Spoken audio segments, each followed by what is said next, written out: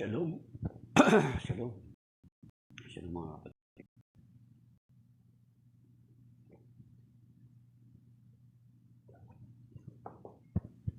Isang pinagpalang araw sa lahat. Babay. Narito na naman tayo ngayon sa ating Sing in the Wilderness series. Sing in the Wilderness series. Sing in the Wilderness series. Sing in the Wilderness series. Sing in the Wilderness series.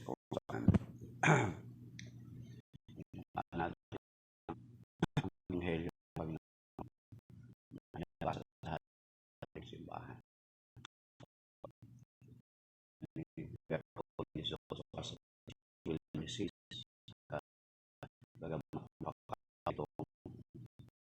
So yet alam naman natin na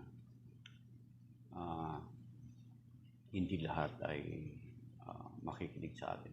So we are calling it na preaching the wilderness series. So pinabati natin yung regular natin mga nakakasama palagi dito. Si Joseph John Quijano, si Brother Roya Romero Nunez, si Ministry of Faith, Iglesia Catholis, iba po natin mga kapwa Katoliko na from time to time ay sumisilip at dumadaan dito sa atin. At maging yung mga iba nating mga separated brethren natin na minsan-minsan ay sumasali din dito sa atin. So, may the peace of the Lord be with us always. Amen. But before that, let us pray. In the name of the Father, the Son, and the Holy Spirit. Amen. O most holy heart of Jesus, fountain of every blessing, I adore thee, I love thee, and with a lively sorrow for my sins, I offer thee this poor heart of mine. Make me humble, patient, pure, and wholly obedient to thy will. Grant, good Jesus, that I may live in thee and for thee. Protect me in the midst of danger. Comfort me in my afflictions. Give me health of body, assistance in my temporal needs. Thy blessings in all that we do, and the grace of a holy death. Within thy heart I place my every care, and every need let me come to thee with humble heart, with humble trust, saying, Heart of Jesus, help me. Amen. And we also praise you and thank you, Lord, for your goodness and mercy for this another day, another new life, another opportunity, another blessings, for keeping us safe for previous days, for protecting us, guiding us, leading us. We entrust you this day. Speak to us through your word. Bless us, guide us, protect us, all our loved ones, and all other persons around us, and those people that joins me every day, Lord. Keep them and bless them, including their loved ones. And also, we entrust you this day. Let your word speak to us, that your word will have fruits in our lives. And you are so in your word in 2 Corinthians chapter 10, verse 4 to 5.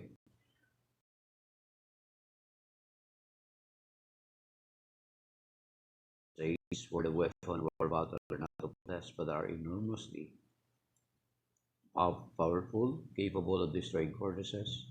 We destroy arguments and every pretension raising itself against the knowledge of God. Take every thought captive in obedience of Christ. We bring you the glory, honor, and praise in Jesus' name with the Holy Spirit, one God, forever and ever. Amen. In the name of the Father, the Son, and the Holy Spirit. Amen.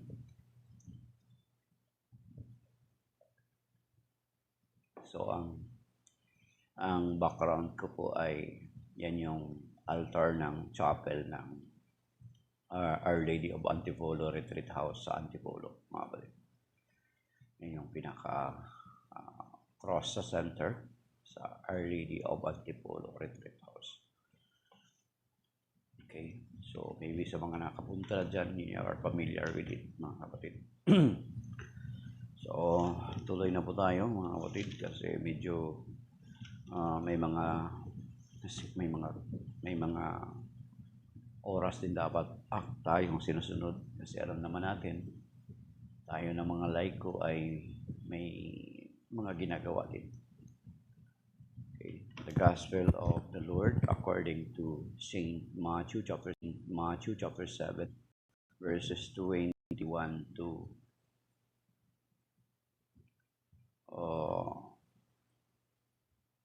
29. Glory to you, Lord.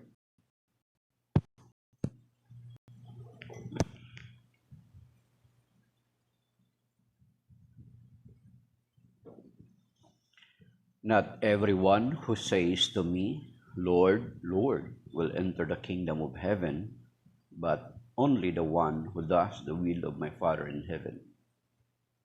Many will say to me on that day, Lord, Lord, did we not prophesy in your name? Did we not drive out demons in your name? Did we not do mighty deeds in your name? Then I will declare to them solemnly, I never knew you. Depart from me, you evildoers. Everyone who listens to these words of mine and acts on them will be like a wise man who built his house on rock. The rain fell, the flood came, and the winds blew and buffeted the house. But it did not collapse. It had set solidly on rock.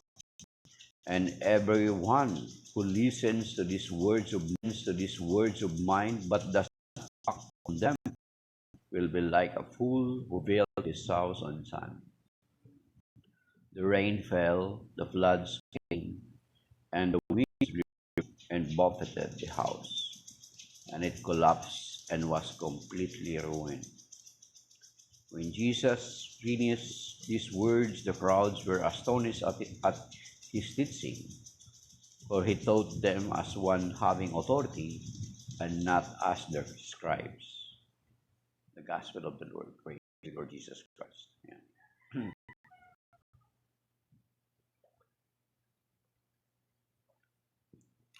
Okay.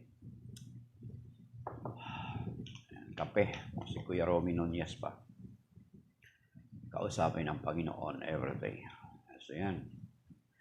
Yan yung Ebanghelyo ngayon mga kapatid. Yung unang verse na binasa natin, Matthew chapter 7 verse 21, is isa sa pinaka-price ng marami ng mga separated brethren natin. Maliban sa mga Katoliko, pamilyar lang sa hindi nila memorize yung mga verses at mga chapter.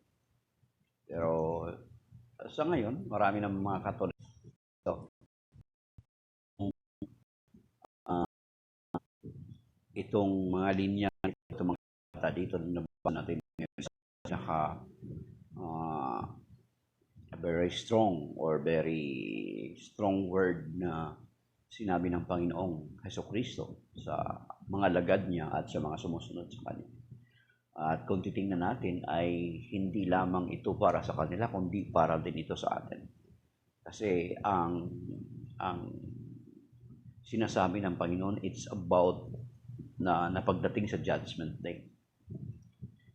Sabi dito na sa verse 21 na hindi lahat ng tumatawag sa akin, Panginoon ay makakapasok sa kaharian ng langit, kundi yaon lamang tumutupad sa kalooban ng aking Amang nasa langit. So tayo involved tayo dito, kasama tayo dito sa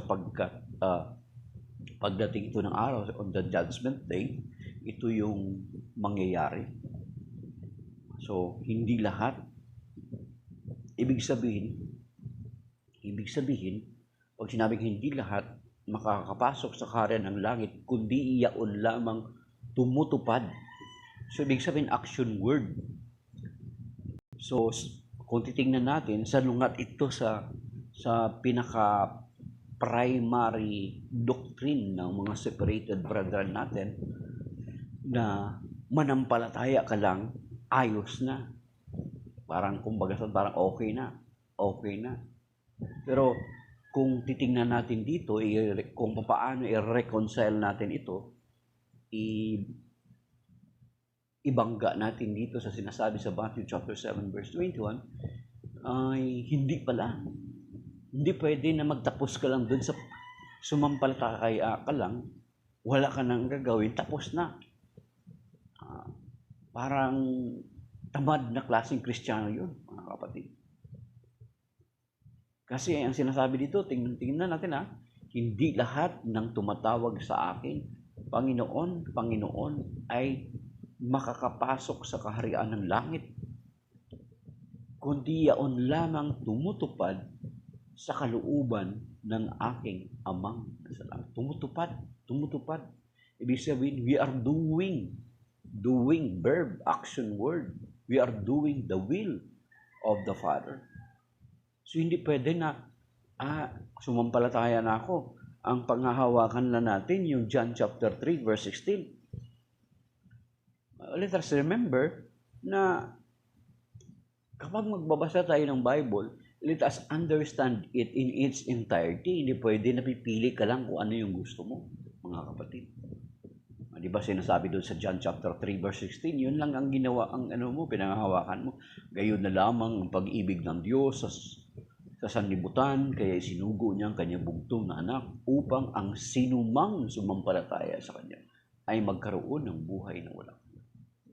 Pero kung titingnan natin, kung palalimin pa natin yung sinasabing sumampalataya, ay ipinaliwanag ni Apostol Santiago doon sa James chapter 2 na ang pananampalataya ay dapat may kalakip na gawa, sapagkat ang pananampalataya na walang kalakip na gawa ay patay. Yung sinasabi sa James chapter 2 verse 17, di ba? James chapter 2 verse 17. Kaya kung titingnan natin, kung i-dig deeper pa natin, yung sinasabing faith alone is enough, mga kapatid, kung titingnan natin, all throughout the scripture, yung faith alone na sinasabi ng mga separated brethren natin ay hindi po sumasang-ayon sa kanila. Wala pong faith alone na sumasang-ayon sa mga kapatid nating mga separated brethren natin. Yung umalis sa atin, yung mga separated brethren natin, walang faith alone in the Bible that agrees to their faith alone. Baka gulat kayo.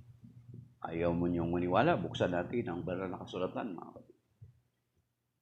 Kaya, yung faith alone, na manampalataya ka lang ay ligtas ka na, tapos na, okay na, sapat na, then, iyon yung isa sa mga misinterpretation or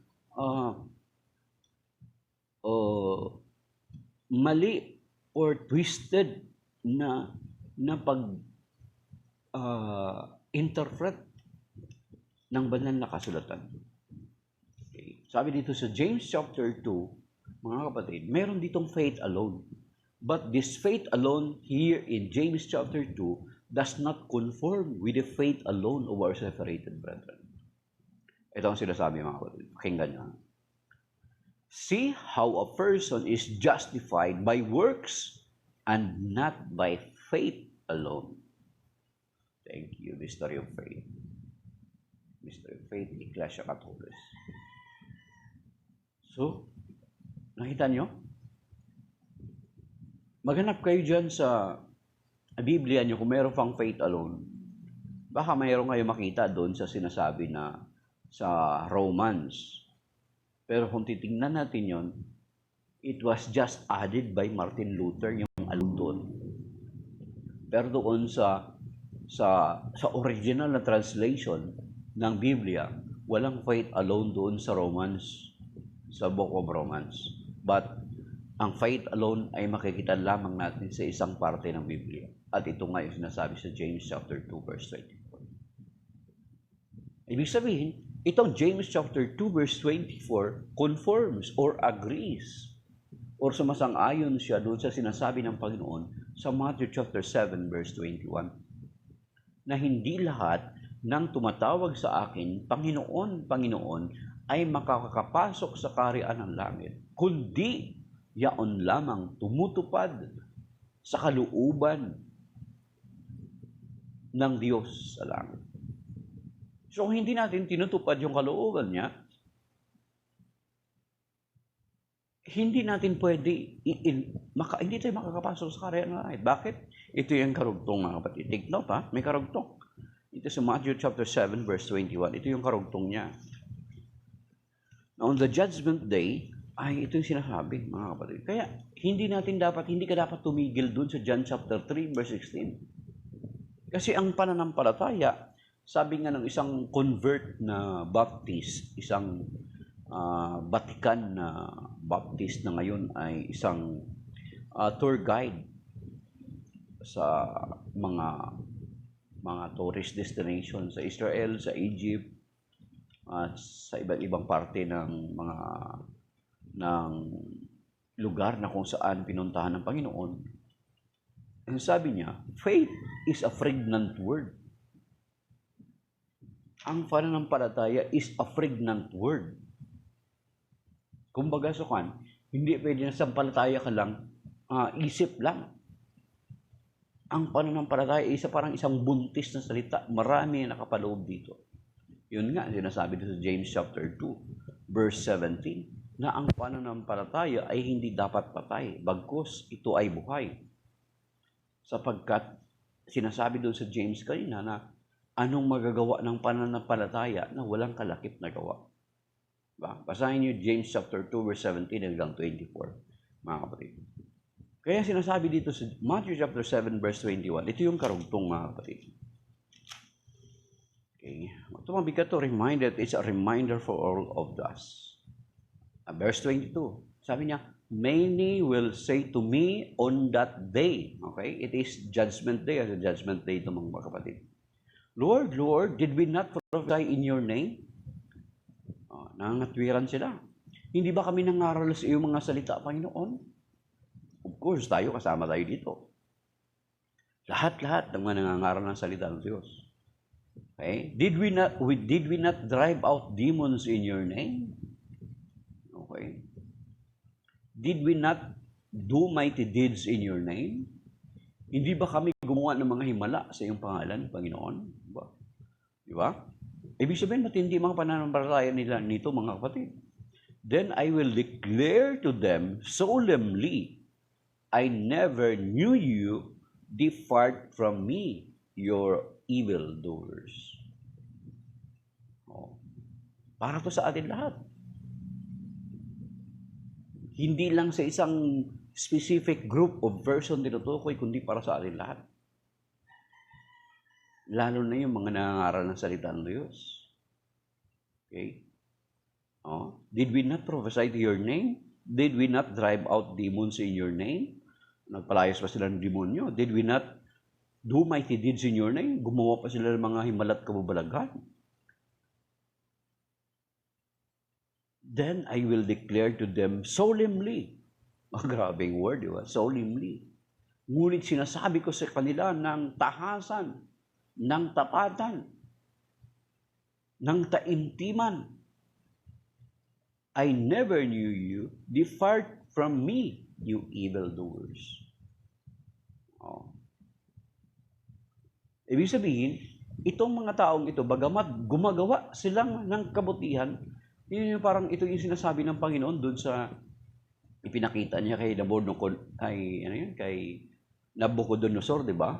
Yung parang mini tikel parsin. Di ba? Tinimbang ka, ngunit kulang. Timbangin tayo na Panginoon. Tinimbang ka, ngunit kulang. Yung ginawa natin ay hindi sapat. Ibig sabihin may kulang.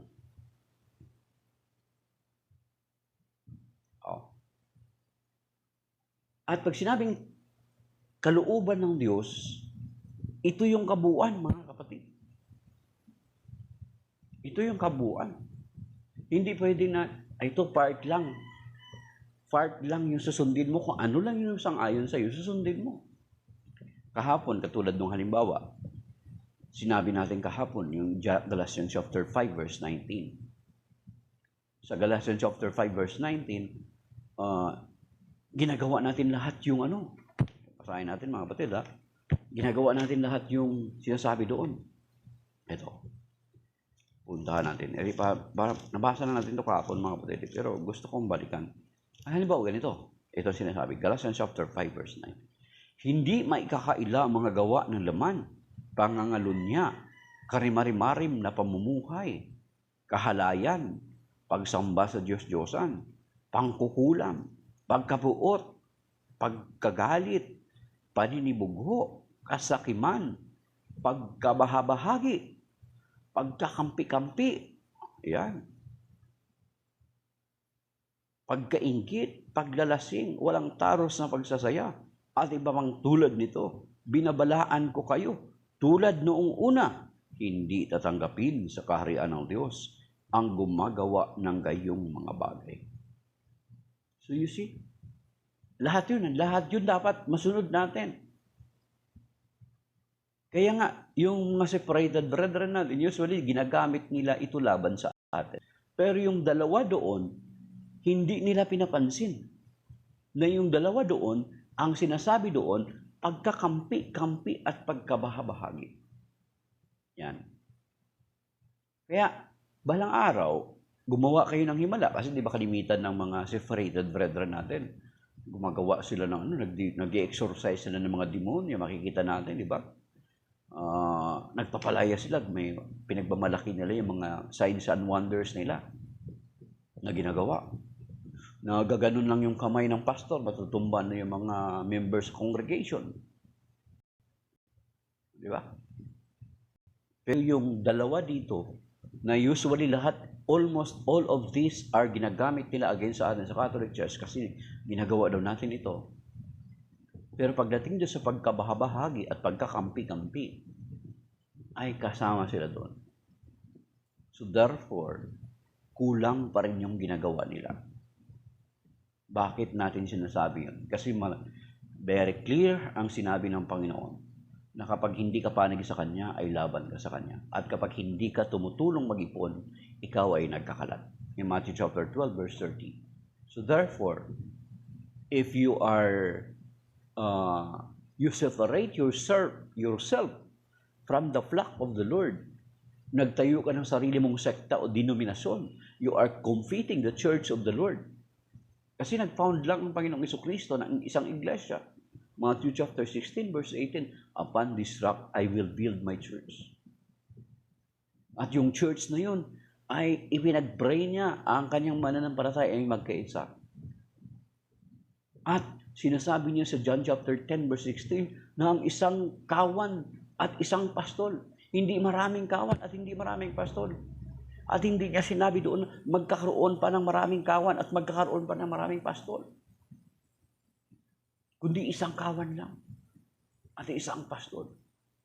At kung titingnan natin na ang pastol na ito, na kanyang bago siya umakyat sa langit, ay pinagkatiwala niya kay San Pedro. John 21:15-19. Kaya nga, pagdating doon sa 1 Peter chapter 5, verse 4, ang chief shepherd, magbibigay siya ng reward. Di ba? Yung chief shepherd, ang Panginoong Jesucristo ang chief shepherd, pero humirang siya ng tagapangalagang pastol sa kanyang kawan bago siya umalis. At yun ay si San Pedro. John 21:15-19. At because of that na ipinagkatiwala lamang ng Panginoong Jesucristo ito kay San Pedro, that is why Saint Peter ay kinakailangan meron siyang replacement after him. Kasi pinagkatiwala na naman sa kanya. Hindi pwede pabayaan ang kawan ng Panginoon or else magkawatak-watak ang mga tupa. Diba? So John chapter 10, Psalm 100 verse 3. We are flock, a sheep of His flock. Diba? So kaya nga, meron tayong tinatawag na apostolic succession. From St. Peter kasi ipinagkatiwala sa kanya yung kawan. Hindi pwede pabayaan na sa kanyang pag-alis ay walang mga siwa sa kawan, mga kapatid. Kasi pagdating ng araw, sinasabi sa 1 Peter chapter 5 verse 4, magbibigay ng pabuya ang pinunong pastol. Okay? At pagparito ng Pangulong Pastol ay tatanggap kayo ng maningning na kurunang di kukupas kailanman. He will give rewards ang pinunong pastol na yun. So yan, So, ibig sabihin, itong sinasabi sa Matthew chapter 7, verse 21, mga kapatid, it doesn't matter na gumawa ka ng himala, gumawa ka ng kababalaghan sa pangalan ng Panginoon, nangaral ka sa pangalan ng Panginoon, tumatawag ka sa pangalan ng Panginoon. But what matters most sa Panginoon is yung ginagawa mo ang kanyang kalooban. Ginagawa natin yung kanyang kalooban. Di ba? Yan yung sinasabi sa kanyang itinuro na panalangin sa Matthew chapter 6. Matthew chapter 6, verse 9 to 13. Our Father, who art in heaven, hallowed be thy name. Thy kingdom come, thy will be done on earth as it is in heaven. Give us this day our daily bread. Forgive us our trespasses, as we forgive those who trespass against us. And lead us not into temptation, but deliver us from evil. Oh. Hallowed be thy name, thy kingdom come, thy will be done on earth as it is in heaven. So, kinakailangan natin sumunod sa Panginoon. Hindi pwede na ang Panginoon ang susunod sa kung ano yung gusto natin. Diba? Parang kung may anak ka, yung anak mo, kapag sabi ng mga mga psychologist or ng mga marunong sa parenting, kapag yung anak mo sa kanyang pag-iyak ay para siya tumahimik, ibigay mo kaagad yung kanyang gusto. Next time, sa sunod, gagawin uli yan ng anak mo, kahit maliit pa lang, gagawin uli yan ng anak mo. Iiyak uli yan. Hindi yan titigil sa kaiyak hanggat hindi mo ibibigay yung kanyang hinihingi. Ibig sabihin, once na ibinigay mo, you give in to the cry of your kid, next time he will do it again. Yung tinatawag na power struggle, mga kapatid. Nagtagumpay siya sa iyo. Kaya maraming mga magulang, para matigil yung iyak ng mga bata, anong ginawa nila? Hindi pagkain ang ibinibigay. Anong binibigay? Cellphone. Diba? Maraming mga magulang na ganoon, ayaw nilang maingay, ibinigay ang cellphone sa bata. Kaya ang maraming mga bata, ang liliit pa, baka talo pa ako sa mga games. Ako, ang games ko lang na alam, Candy Crush lang, tapos yung Plants vs. Zombie. But later on, binura ko yun kasi wala. May init ng cellphone, nauubos yung oras mo. Pero yung mga bata ngayon, ang liliit pa nila, alam na yung mga laro sa cellphone. Kasi, nung umiyak sila, ibinigay ng magulang, yun yung paraan nila para mapatahimik lang yung bata. So, hindi dapat tayo ganun sa Diyos. Sa panalangin tinuro ng Panginoon Kristo, ang sinasabi doon, sundin ang loob mo dito sa lupa para nang sa langit. Ibig sabihin, tayo yung mag-adjust sa Panginoon. Hindi ang Panginoon ang mag-adjust sa kagustuhan natin. Kaya pagdating ng araw, itong very strong na word, dapat memorize natin ito. Ako every time, di ba, magpatak yung cellphone ko sa 7:21, halimbawa 7:21 p.m. or 7:21 a.m., naalala ko tong verse na ito. Hindi lahat ng tumatawag sa akin, Panginoon, Panginoon ay makakapasok sa karya ng langit, kundi yaon lamang tumutupad sa kalooban ng aking Amang sa langit. So, hindi natin pwede pipiliin lahat.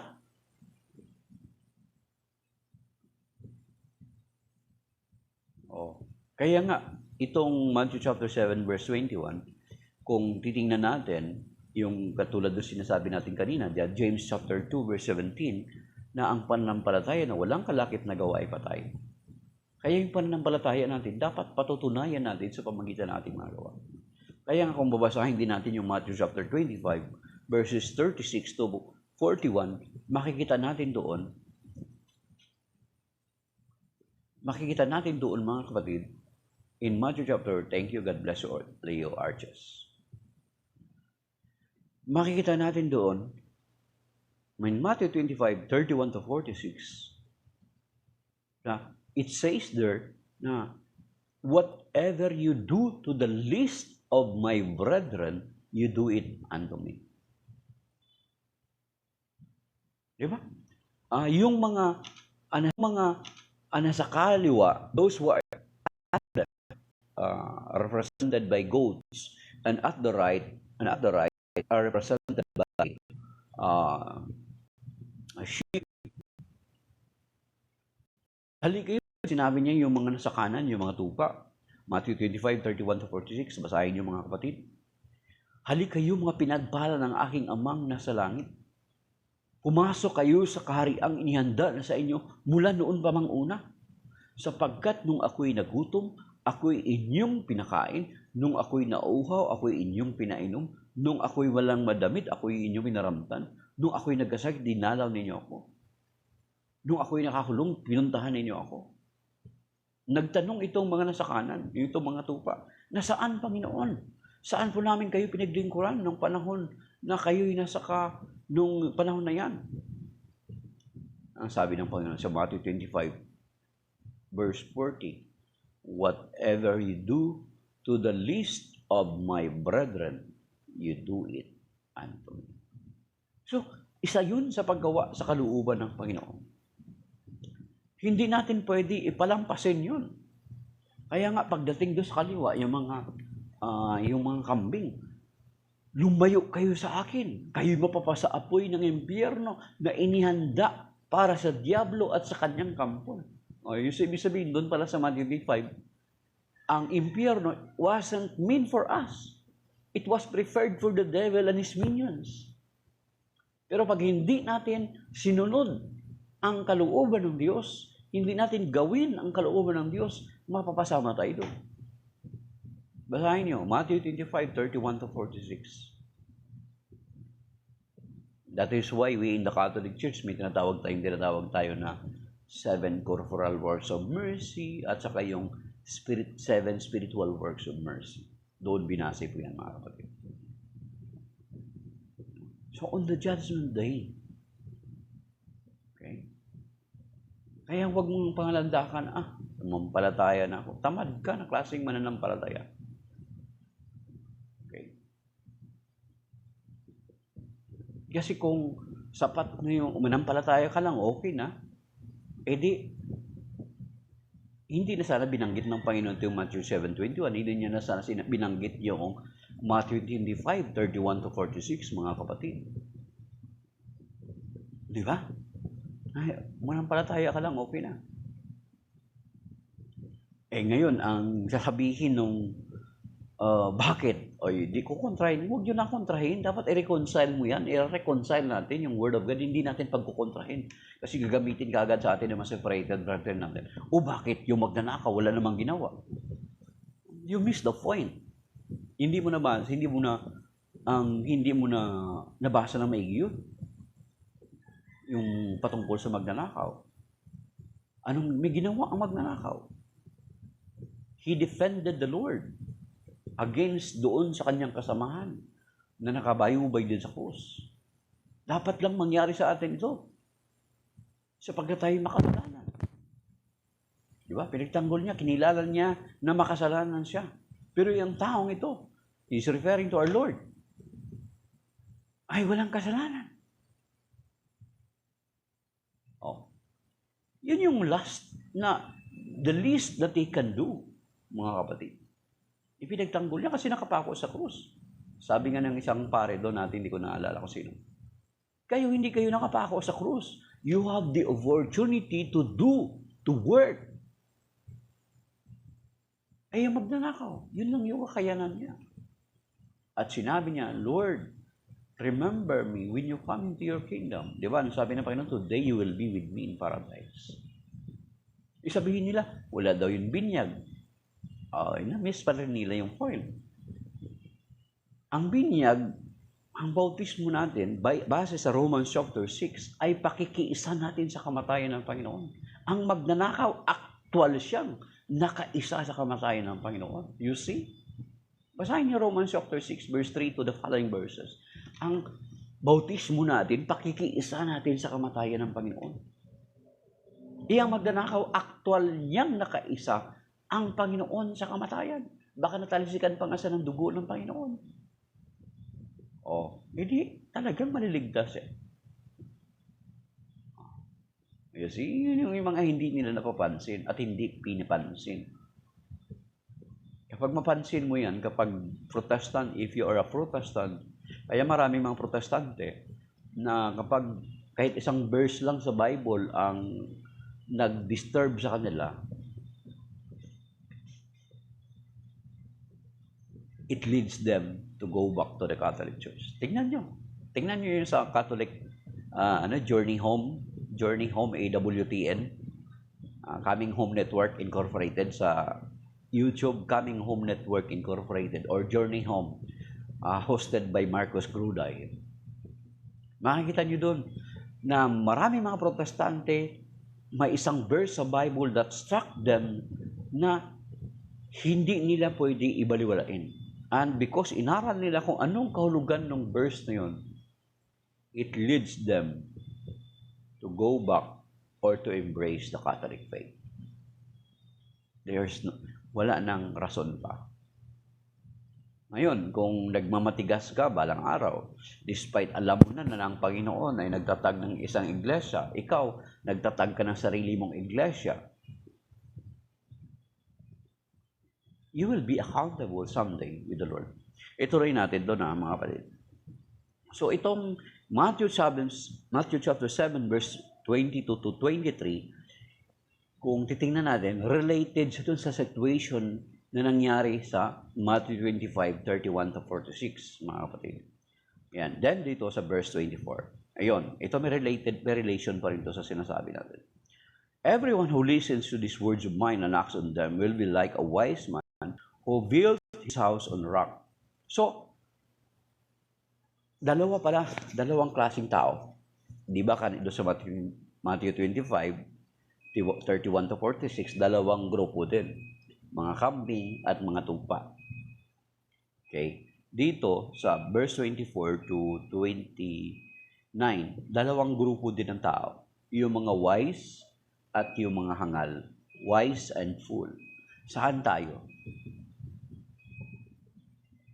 Kapag nakikinig ka at isinasagawa natin kung yung sinasabi ng Panginoon, ay para daw tayong mga taong matalino na nagtayo ng ating bahay sa ibabaw ng bato.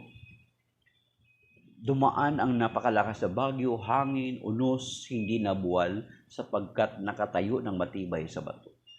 Pero kung hindi natin daw pinapakinggan ang salita ng Diyos at hindi natin isinasabuhay, pag dumating yung unos, that is why marami mga tao bumawagsak. Pag dumating ang unos, pagdating ng problema, kapag hindi ang foundation mo is not rooted in the Word of God, ay babagsak ka. Di ba? Yan yung mga taong nagpapakamatay. Yan yung mga taong nagkakaroon ng hopelessness. Pero kung nakatayo ka sa ibabaw ng bato, ang buhay mo ay nakaroot, nakaugat sa salita ng Diyos. Hindi ka matitinag sa mga pagsubok na darating. I-recite mo yung Psalm 46. Di ba yung ginawa ng kanta ng Hillsong. Yung still. Hide me now under your wings. Actually, binasi yun dun sa Psalm 46. Tapos ang part niyan, binasi din sa Psalm 91. Kasi, basahin niyo yung Psalm 91 sa Psalm 46 at saka yung kantang still. Doon binasi yan. Ano sabi dito sa Psalm 46, mga kapatid, basahin natin Pagdating ng pagsubok, kapag nakaugat ka sa salita ng Diyos, mga kapatid, ito sinasabi dito, God is our refuge and our strength, an ever-present help in distress. Thus we do not fear, do earth be shaken, and mountains quake to the depths of the sea, do its waters rage and foam, and mountains totter at its surging. The Lord of hosts is with us, our stronghold is the God of Jacob. So, hindi ka raw mababahala, dumating man yung kahit ang mundo'y mayanig man. Ganun katindi. Yung kapayapaan na meron ka. Because alam mo na yung pinagtitiwalaan mo na Diyos is in control of everything. Diba? Be still. Psalm 46 verse 10. Verse 10, be still and know that I am God. O, huwag kang matitinag. Pumayapa ka. Or kalma ka lang. Yung sinasabi sa Psalm 46 verse 10. Be still and confess that I am God. I am exalted among the nations, exalted on the earth. The Lord of hosts is with us. Our stronghold is the God of Jacob. Ang Diyos ay kasama natin. At sinasabi ng Romans chapter 8 verse 31, if God is for us, who can be against us? Diba? Ganun. Kung nakaugat ka sa salita ng Diyos, dumating man yung mga pagsubok sa buhay, dumating yung mga problema sa buhay, hindi ka matitinag. Manghihina, pero hindi tuluyang babagsak. Manlulupaypay, ngunit hindi tuluyang manlupaypay. Diba? Kaya nga sinasabi sa 1 Corinthians chapter 10 verse 30, wala pang pagsubok na dumating sa lahat ng mga tao, bagkus tapat ang Diyos, hindi niya hahayaan na subukin ka ng higit sa iyong kakayahan. You see? Kung rooted ka sa Word of God, pagdating ng mga pagsubok, lagi mong sasabihin, there is always hope, for God is with us. Diba? Behind the clouds, there is a sun shining. Mga ganun. And then sa Nahum chapter 1 verse 7, sa Tagalog basahin natin. Nahum. Okay. Chapter 1 verse 7, sabi dito. Napakabuti ni Yahweh, siya ay kanlungan sa panahon ng kagipitan. Tinatangkilik niya ang napapaampon sa kanya. So you see. So kung rooted ka sa Word of God, dumating man yung mga unos, katulad ng sinasabi sa Matthew chapter 7 verse 24. Kapag nakaroot ka, ang pinapakinggan mo yung salita ng Diyos at sinasabuhay, parang taong nagtayo ng bahay sa ibabaw ng bato. Dumating man yung unos, dumating man yung mga pagsubok, hindi ka babagsak. Ngunit kung nakikinig ka sa salita ng Diyos at hindi mo ito na sinasabuhay, pagdating ng pagsubok, pagdating ng mga unos sa buhay mo, babagsak ka, kapatid. Kasi para kang nagtayo ng sambahayan mo sa ibabaw ng buhangin. And then lastly, mga kapatid, siguro idaanan din natin. Kaya nga, ang Panginoon Kristo, nung nagtayo siya ng kanyang iglesia, mga kapatid, sabi niya, sa Matthew chapter 16 verse 18, sabi niya, Thou art Peter, and upon this rock I will build my church, that even the gates of the netherworld shall not prevail against it. Dito sa Matthew chapter 7 verse 24, yung mga unos, yung napakalakas na hangin, napakalakas na daluyong, hindi nakasira sa bahay sapagkat ang bahay ay nakatayo sa ibabaw ng bato. Kaya ang Panginoon Kristo, itinayo niya ang kanyang iglesia sa ibabaw ng bato. Ngayon, kung sasabihin mo na wasak ang iglesyang itinatag ng Panginoon, ay sinasabi mo na hangal ang Panginoong Jesucristo. Kapag sinasabi mo natalikod, nasira ang iglesyang itinatag ng Panginoon at nahalinhan ng iglesia mo, ay parang sinasabi mo na ang Panginoon Kristo ay hangal, hindi niya itinatag ang kanyang iglesia sa bato. Kukontrahin ng Matthew chapter 7 verse 24. Kapag sabihin mong natalikod ang iglesyang itinatag ng Panginoon. Nasira ang iglesyang itinatag ng Panginoon. For you to justify ang existence ng iglesia mong ngayon. Kukontra yun sa Matthew chapter 7 verse 24. Magkukontra yung sinasabi mo. Pero itong Matthew 7:24 at yung Matthew chapter 16 ay magkatugma. At kung palalimin pa natin, babalik pa tayo backward sa Daniel chapter 2 verse 44. Anong sinasabi doon? in the lifetime of those kings, God will set up a kingdom that shall never be destroyed. God will set up a kingdom that shall never be destroyed. At yun yung sinabi ng Panginoon, upon this rock I will build my church. Because the church is the kingdom of God. Doon ang kanyang pag-ahari. So you see, Daniel 2:44 pala may prophecy na magtatayo siya ng iglesia at ito'y hindi mawawasak or mapasakamay ng ibang tao. Mga kapatid. You see? Kaya itong Matthew chapter 7 verse 24 is sumasang-ayon sa Matthew chapter 16 verse 18. Kapag ipilit mo na natalikod yung iglesia, ibig sabihin, sinasabi mo na itinatag ng Panginoon yung kanyang iglesia sa buhaginan. Hindi eh.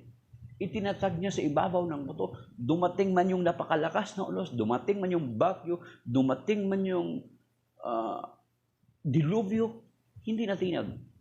Because it stands still at the rock.